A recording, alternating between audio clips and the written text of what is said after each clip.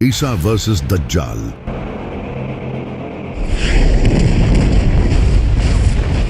Future की सबसे बड़ी जंग। आखिर किस तरह दज्जाल टेक्नोलॉजी का यूज करके लोगों को बहकाएगा और किस तरह हजरत ईसा अलैहिस्सलाम इसका मुकाबला करेंगे, चलें जानते हैं।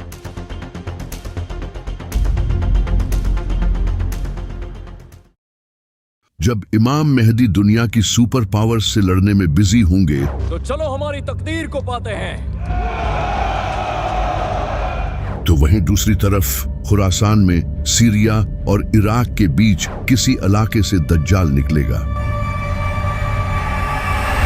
दज्जाल पहले से ही इस दुनिया में मौजूद है। एक दिन नबी सल्लल्लाहु अलैहि वसल्लम ने नमाज के बाद सहाबा से फरमाया कि मेरे पास एक ऐसा शख्स आया जो पहले ईसाई था लेकिन बाद में इसने इस्लाम कबूल कर लिया। इस इंसान का नाम था तमीम दारी। वो अपने 30 साथियों के साथ समंदर में सफर कर रहा था। तभी समंदर में एक खतरनाक तूफान आया जिससे इनका जहाज एक मिस्टीरियस आइलैंड पर पहुंच गया।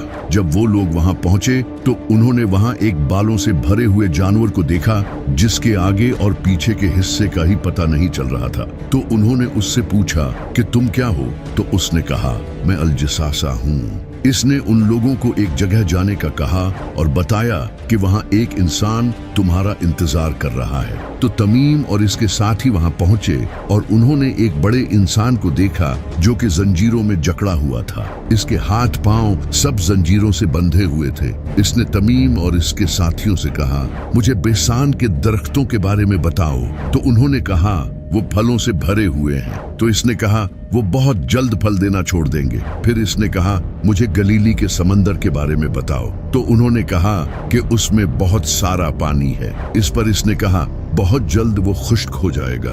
फिर इसने कहा मुझे जुगर के चश्मे के बारे में बताओ। तो उन्होंने कहा कि वो तो पानी से भरा हुआ है। तो इसने कहा वो भी बहुत जल्द खुश्क हो जाएगा। फिर इसने कहा मुझे उस नबी के बारे में बताओ, उसने किया है। तो उन लोगों ने इसे बताया कि वो मक्का से जाहिर होकर मदीना चला गया है। तो इसने पूछा क्या अरबियों ने इससे जंग की थी? तो उन्होंने कहा हाँ, लेकिन अगर वो उसे फॉलो करते तो ये उनके लिए बेहतर होता। इसके बाद उस इंसान ने इन्हें अपना नाम बताया और कहा मैं हूँ मसीह और बहुत जल्द मैं निकलूंगा और 40 दिनों में पूरी जमीन का सफर करूंगा। सिवाय मक्का और मदीना के वहां जाने की मुझे इजाजत नहीं दी जाएगी। इसके बाद नबी सल्लल्लाहु अलैहि वसल्लम ने सहाबा को बताया कि वो दज्जाल था, यानी कि दज्जाल पहले से इस दुनिया में मौजूद है लेकिन बस इसका ज़ुहूर होना बाकी है।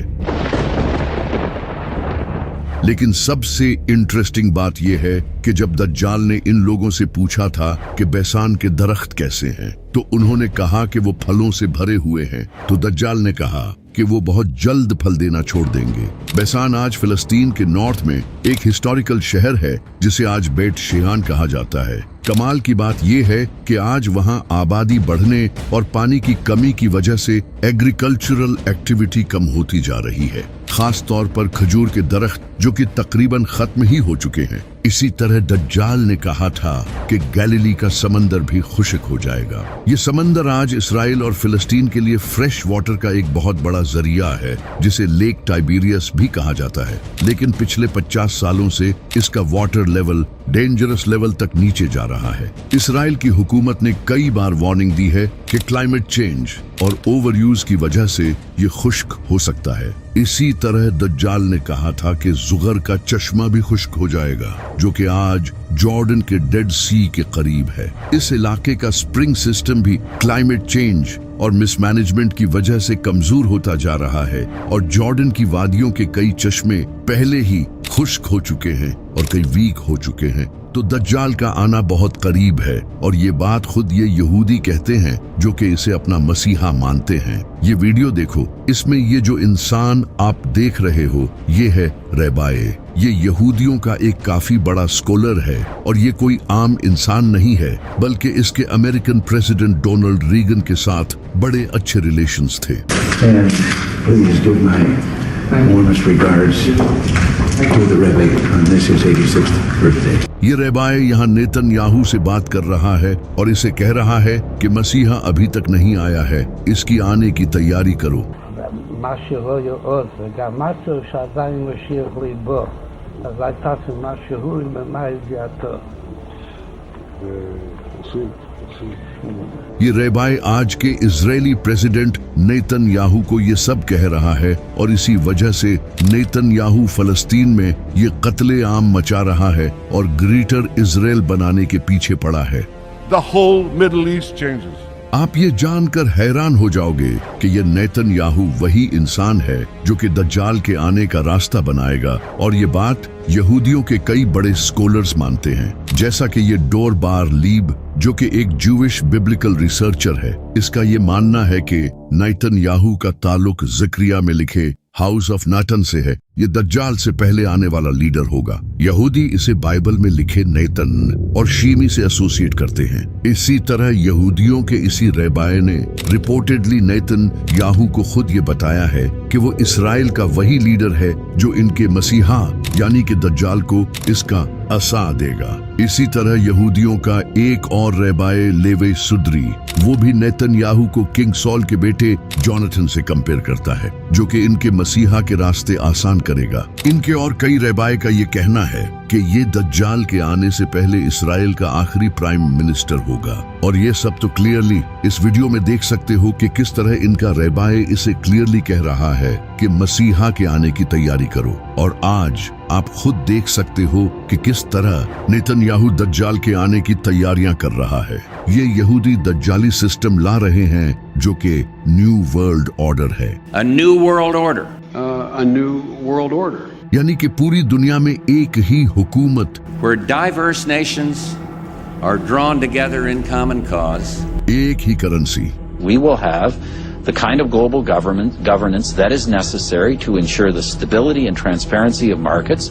और एक ही मजहब होगा जो कि आज होता नजर आ रहा है, जैसा कि इस वक्त अमेरिका पूरी दुनिया को कंट्रोल करने की कोशिश कर रहा है। We are America, second to none, and we own the finish line. Middle east पर ऑलरेडी अमेरिका का कंट्रोल है, सिवाय ईरान के यूरोप पूरा अमेरिका के साथ खड़ा है, जो कि आज आप यूनाइटेड नेशंस की शक्ल में देख सकते हो, जहां कई बड़े कंट्रीज एक ही ऑर्गेनाइजेशन के अंडर हैं। और इंटरनेशनल मॉनेटरी फंड को तो सबसे ज्यादा अमेरिका ही कंट्रोल करता है, यानी कि पूरी दुनिया में सिर्फ एक ही हुकूमत होगी, जो कि आज मोस्टली अमेरिका की ही है। The 21st century is going to be the American century. इसी तरह पूरी दुनिया में एक ही करेंसी होगी, जो कि आज के टाइम में डॉलर है। और हर कंट्री की आज ये मजबूरी है कि इसे डॉलर में ही ट्रेड करना होगा। बड़े से बड़े कंट्रीज जैसा कि रशिया और चाइना भी डॉलर के मोहताज हैं, और इस डॉलर को भी अमेरिका ही कंट्रोल करता है। अगर अमेरिका किसी कंट्री पर सैंक्शंस लगा दे तो एक झटके में उस कंट्री की कमर टूट जाएगी। We're making a fortune with tariffs, $2 billion a day. Do you believe it? I was told $2 billion a day. इस वजह से अमेरिका के खिलाफ कोई खड़ा नहीं होता। इसके अलावा कैश को खत्म करके डिजिटल करेंसी को इंट्रोड्यूस कराया जा रहा है, और क्रिप्टो करेंसी जैसा कि बिटकॉइन को आज पूरी दुनिया की गवर्नमेंट्स एक्सेप्ट कर रही हैं। I became a fan of crypto. पूरी दुनिया में डिजिटल आईडीज और सर्वेलेंस सिस्टम लाया जा रहा है, जहां हर इंसान का डेटा हुकूमत के पास है। बायोमेट्रिक्स, आईडी कार्ड्स, इन सब से हुकूमत हर इंसान के बारे में जानती है। तो ये दज्जाली निजाम आज पूरी दुनिया में तेजी से बढ़ रहा है। इस सब के बाद एक दिन दज्जाल खुरासान से निकलेगा और इन इलाकों में अपना फितना फैलाना शुरू करेगा। वो मुर्दों को जिंदा करके लोगों को दिखाएगा और लोग उसे खुदा मानने लगेंगे। जिस साल दज्जाल आएगा उस साल बारिशें बहुत कम होंगी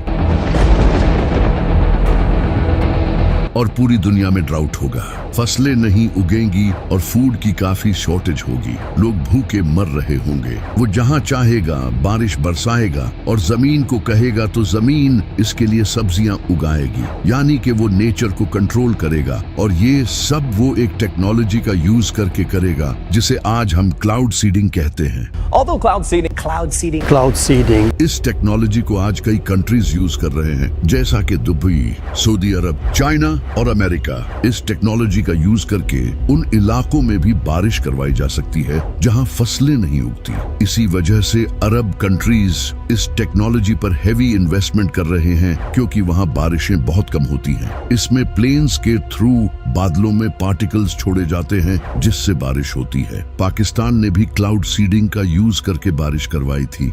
आज अल्हम्दुलिल्लाह पाकिस्तान की पहली आर्टिफिशियल रेन हो गई है। और इसी तरह दज्जाल भी मोस्ट लाइकली इसी टेक्नोलॉजी का यूज करके मौसम को कंट्रोल करेगा। इसी तरह दज्जाल मुर्दों को जिंदा करेगा। इमाम जाफर सादिक अलैहिस्सलाम ने फरमाया, दज्जाल एक इंसान से कहेगा कि अगर मैं तुम्हारे माँ बाप को जिंदा कर दूं तो क्या तुम मुझे खुदा मान लोगे? तो वो इंसान कहेगा